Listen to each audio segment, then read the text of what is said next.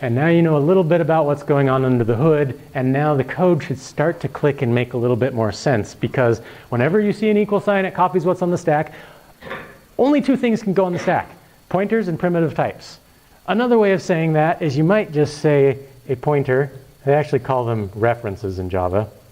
Let's just say a reference is a primitive type. So there's actually 9 primitive types. A reference is something to anything that's not a primitive type. And that's all that can go on the stack. And that's kind of nice, because in Java that means everything that goes on the stack is about the same size. It's nice and small, keeps the stack nice and organized. And all the big stuff goes out here on the heap. And basically a computer program involves a whole bunch of pointers all linking everything together, and it all goes back to the stack, because the stack is the only way you have to give anything a name. You can't give something on a heap a name. If I say G, it is not that thing off on the heap. It's this pointer that's on the stack. And the pointer just happens to point to that thing on the heap. Question?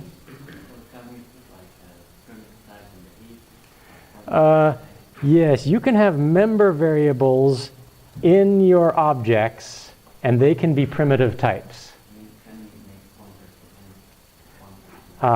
You cannot put a primitive type alone on the heap. You can only put it on the heap inside of an object. That's just the way Java is. In C or C++, you can. You can do all kinds of stuff in C and C++. Java's basically C++ without the stuff you don't want to do anyway. So you don't want to put primitive types on the heap, because that's just not really sensical. They're tiny anyway, just stick them on the stack. And Java forces you to do it right. Okay, I saw, yeah, there, yeah. Yeah. Globals, let's see. Well, when you make a member variable, like model, view, and controller here, that's actually inside of the game object. So if this thing is my game object, then these variables inside of that object are those member variables. And every time, for every game object I make, there will be one of those member variables. So they're not really global. There's one of those as a member of every instance of type game. It just happens I only have one game. Oh, I do have two. No, I don't. I only have one. I only have one game in this entire game. Okay. Therefore, I only have one model, one view, and one controller. But if I were to come along here and say game h equals new game, now I have two game objects, and every single game object has a model, a view, and a controller. Therefore, I have two models, two views, and two controllers. And if I make an array of 1,000,000 game objects, I will have 1,000,000 models, 1,000,000 views, and 1,000,000 controllers, because that's what my code says to do. Yes? Do you have h points to g in the stack? Can you point to something on the stack? The answer is no. Here's why. You can only point to objects, and Java forces you to put all your objects on the heap. In C++, yes, you can. Or same with C. More questions? Okay, cool. Let's see. Looks like I have 9 more minutes. Does that sound about right? Okay.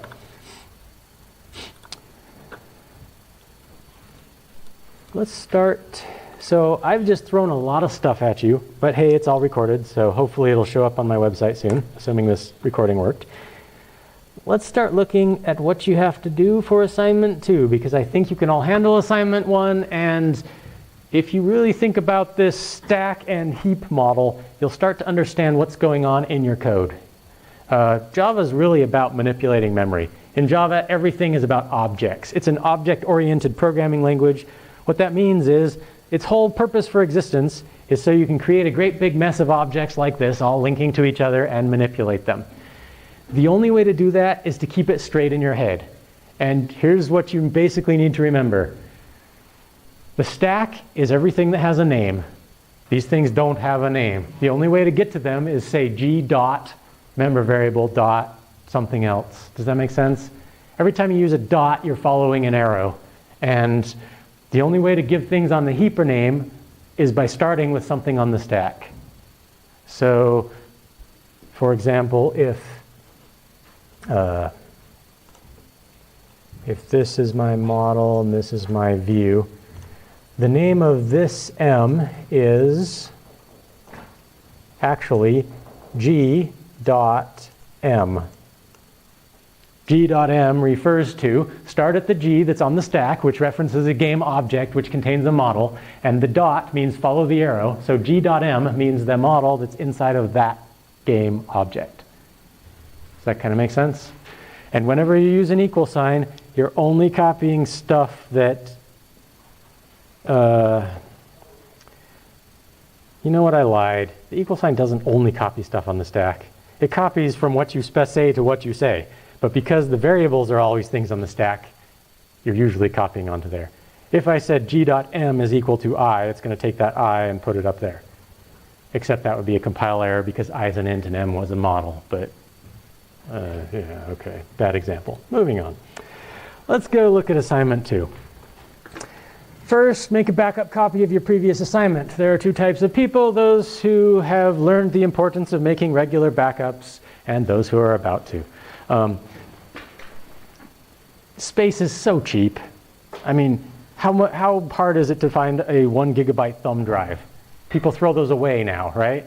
And how many copies of your code can you fit on 1 gigabyte? Millions. I mean, you could make backup copies till you're blue in the face, so why not? Just do it. The more backups you make, the less pain it is when you encounter data loss. Okay. So we'll make a class named tube. We'll save this file. You've done that before. You'll clean up your code. You'll add a bunch of comments. That's general wisdom. You will make an array list of tubes. Now we're going to start looking into new stuff. Anybody have any idea what an array list is? This is a built-in class provided by the Java class library. An array list is for making collections of things. Think of it like this. Well, let's just draw an array list. So that's getting too cluttered. I'll just now draw a vertical line. The left side represents the stack. The right side represents the heap. You with me? An array list is an object. Everything's an object in Java. So if I make a new array list, I've got some variable to give it a name that's referencing that new array list. Well, the array list happens to reference an array. An array is a whole bunch of objects stuck together. And each of those references an object that I might want to put into it.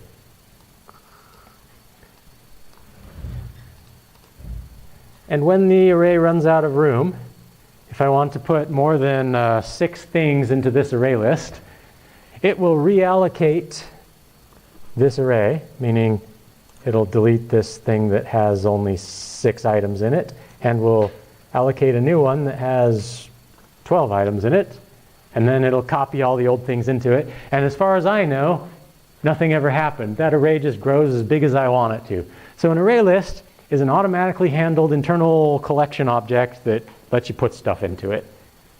Does that make sense? How is it different than an array? An array can allocate dynamic. An array list automatically resizes itself as needed without even telling you about it. You don't even have to worry, it just does it. An array has a finite size and will not change. Okay, yeah. So what you're saying is that's a vector, pretty much. Yeah, it's a vector. In fact, the Java used to have a class named vector, and that class was very poorly written, and somebody came along and realized that they needed to rewrite it, but they couldn't call it vector because the name was now taken, so they called it array list. Array list is a correctly implemented vector in Java. And don't use the vector class, it stinks. So it should have been called vector. It's called vector in C++. Yes? So it stores references to the items and doesn't actually store the items themselves in continuous memory? Nope. The items themselves are all over the place because you're going to allocate the items yourself. You're going to say new game, and that's going to, that's going to just plop it wherever it plops onto the heap. But what the array list does is it maintains this array of pointers to your objects wherever they are. And so inside of the array list class, there's a method named get. And whenever you say get item 4, it's going to count 1, 2, 3, 4. Actually, it doesn't. It starts at 0. 0, 1, 2, 3, 4. And then whatever this points to, it'll return that to you. So everything inside of this red box is kind of opaque to you. As far as you're concerned, an array list is just a collection of all the objects you put in it. But internally, this is what's going on. And you need to know that so you can use the computer efficiently. OK? I still have 2 more minutes, and I'm going to use them. So this is an array list. That's what it looks like in my picture. Here's how you allocate one. Array list of tube. See how I put tube in angle brackets there? Less than, greater than things. What does that do? Yeah, it tells me the type I want to put in my array list. Here's how you think about it as a programmer. This whole thing is just a type name. It's as if there was a built-in class for array lists of type tubes and a completely different class for array list of type Marios and a completely different class for array list of type Goombas and whatever else you may ever want. It's as if there is a built-in type for making lists of whatever the heck you want, and this whole thing is just the type name. So when you want to declare an array list of tubes, you just say array list of tube, what should I call it? Tubes. That's a good name. Equals new. I need more space. I'm going to zoom out a little. Array list tube. You have to type out the whole name. You can't just type array list, or then it's going to say, hey, that's not the same thing, and we can't mix these different things. And then you have to put parentheses. Why parentheses? Because when you call a function, in this case we're calling the constructor of the array list of tube. And when you call the constructor, you have to pass all the parameters that that constructor requires, which in this case is 0. There are no parameters that that constructor requires. So if you look at this command, this is the type name, this is the variable name. So this tells what type of pointer is going on the stack. This is the name for that spot on the stack. So this whole thing right there, push something onto the stack. This makes something on the heap. The type of the thing on the heap will be array list of tube. And these are the parameters you pass to the constructor, which is necessary.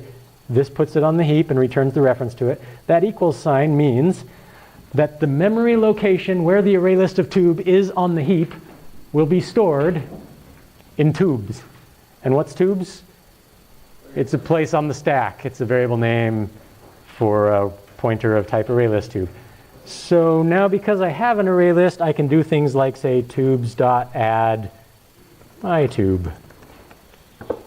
Make sense? Thanks for coming. See you next time.